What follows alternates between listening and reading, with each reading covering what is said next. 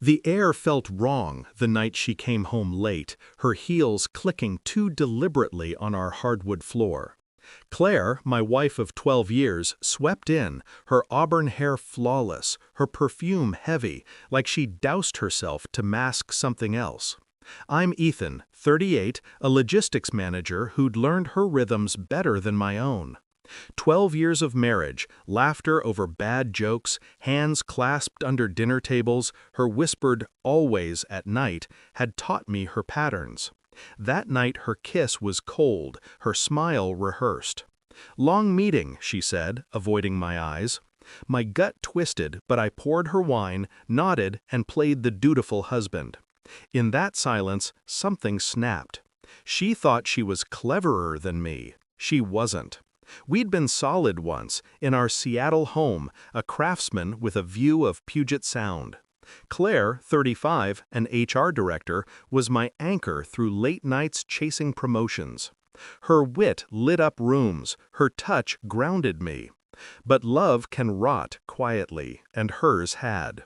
The signs crept in. Her phone, once left open, now locked with a new password. Work trips missing from her shared calendar. Her warmth replaced by a procedural affection, like she was checking boxes. I didn't confront her. Confrontation hands liars a script.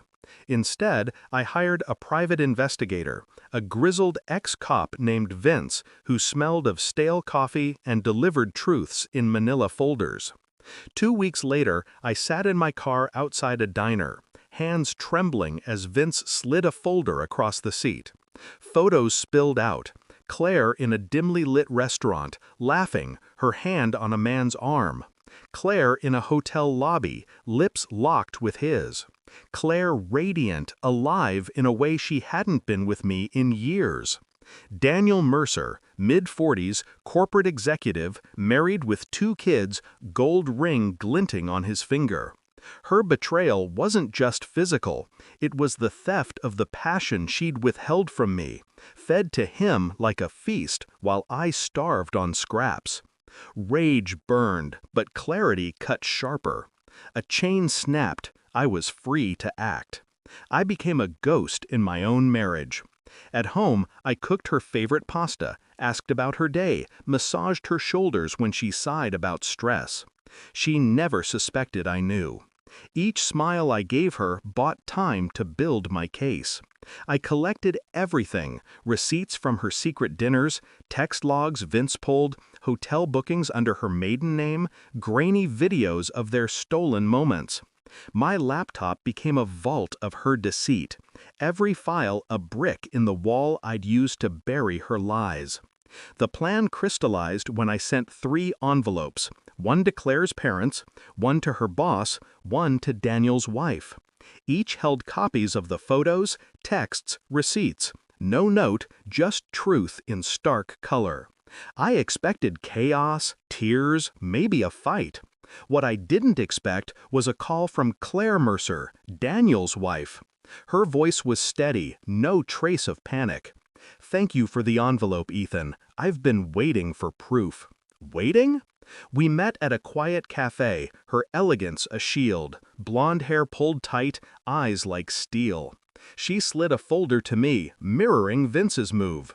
Inside, evidence of Daniel's serial affairs, women across years, Claire's meticulous records of his betrayals.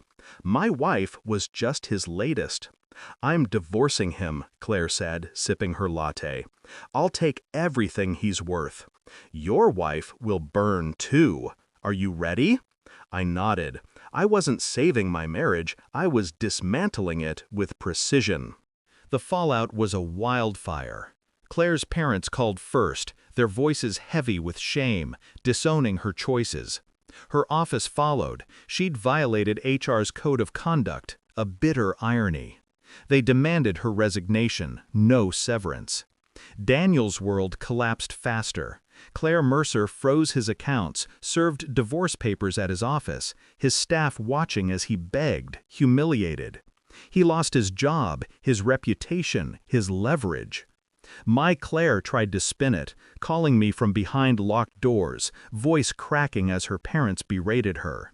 "It was a mistake, Ethan," she'd plead through texts. I ignored them, letting her drown in her consequences. The night I revealed I knew, I set the stage deliberately. Dinner was quiet, our dining room lit by a single chandelier. Claire sat, eyes red from another frantic call with her mother. I placed the folder between us, photos spilling out. Her and Daniel, undeniable.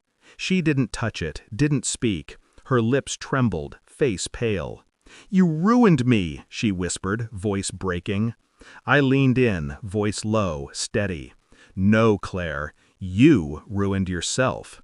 I just mailed the invitations to your reckoning." She begged, not for us, but for silence, for me to contain the fire I'd spread. I stayed quiet, watching her unravel, her mask shattered. The always she'd promised me 12 years ago was ash. I filed for divorce the next morning, my lawyer ensuring a clean split. The prenup, signed in our hopeful days, favored me. Infidelity clauses triggered, leaving her with nothing but her apartment lease. I kept the house, the savings, my peace. Her career tanked, her social circle evaporated. Daniel vanished, his own divorce leaving him a pariah. Months later, I ran into Claire Mercer at a bookstore. She looked lighter, a new ring on her finger, her smile genuine. "Thank you," she said, "not for the pain, but for the truth." I nodded, understanding. Revenge wasn't destruction, it was exposure, stripping liars bare. I rebuilt, new projects, a hiking group, a therapist who helped me untangle the grief. The house feels mine again, its silence not heavy but freeing. Claire lives across town, a shadow of her former radiance, her choices her prison. I don't regret it. Regret is for those who still care. I stopped the moment I saw her in those photos, giving him what she'd stolen from me. Now I sleep soundly, the weight of her betrayal gone. Control, not love or vengeance, is my victory. And in that quiet, I'm whole.